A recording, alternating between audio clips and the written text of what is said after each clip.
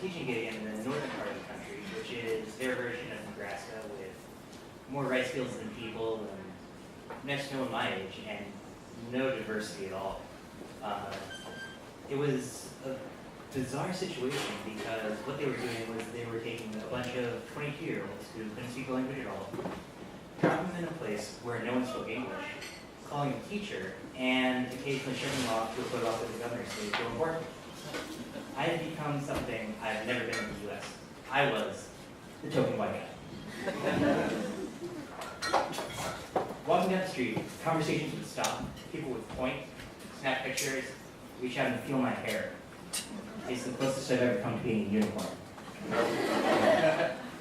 But that was the strangeness of my situation. Here I was with no life experience, basically illiterate, and getting loads of respect for it. In Japan, there are very set expectations for how people from other countries should act. Rule number one is no foreigner can speak Japanese. Just saying konnichiwa will blow their mind, and they'll immediately respond, "Sugoi, nihongo ga jouzu desu ne. That's great, your Japanese is amazing." One time at a restaurant, I didn't even say a word, I just picked up chopsticks, and I got complimented on my language. Rule number two is white people don't know how to use chopsticks. So after months of this constant barrage of unearned compliments, I started to believe it, and I started to behave differently as a result. I'd strut around and say, "Hey, how," wrong language, "konbanwa." I understand this language, this culture, these people, because I am fucking amazing. So I inherited a swivel chair from my predecessor, and it was fine for sitting, but the little lever to adjust the height was broken. And when you're fucking amazing, you need to be able to raise and lower the height of your chair. Common sense. So I decided to do what natives would do, and rather than throw it out, I loaded it in my car, and I drove to the local, and I swear I'm not making this name up, Hard Off. It is this huge, gigantic chain of thrift stores with rows and rows of watches and CD players and guitar pedals behind glass, racks of clothes, that's where I got this sweet shirt, furniture, and on the PA system, they're playing music that is totally stolen from the first level of Sonic 2 on Nintendo Switch. It's great. So as I walk in, the clerk, who's an older lady in her green hard-off apron and her hair cut, you gotta have a green hard-off apron if you work there.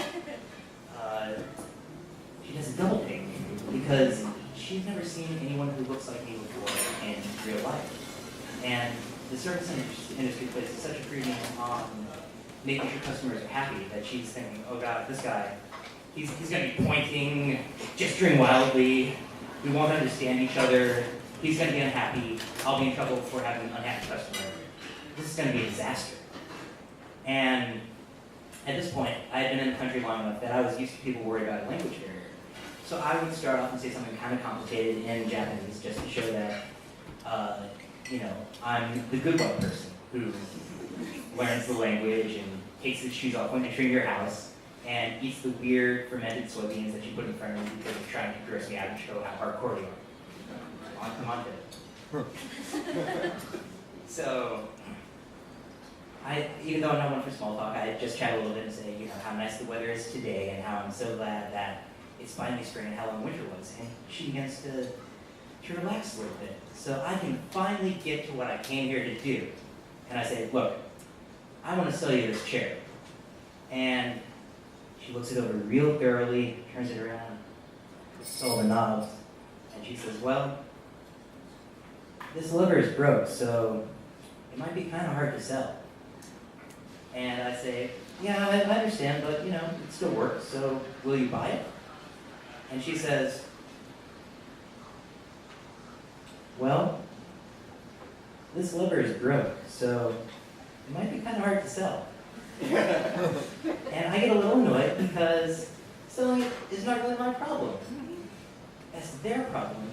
And I feel like she thinks either I don't understand her or she's just trying to lowball me and she's trying to make it really clear I won't get much money for this chair. So we repeat these same 2 sentences at ever slower speeds and ever higher volumes for the next 15 minutes. Will you buy it? It will be difficult to sell until I finally just snap and I say, look, if you aren't going to buy it, I don't care, that's fine. Just say, we won't buy it. And she says, we won't buy it. See, she didn't want to turn me down outright because it would be insulting and embarrassing to say no to the customer. And as I wheeled the chair back to my car, I realized, 話せるけど、明確に伝えられるということではない. Just because you can speak, it doesn't mean that you can understand or communicate.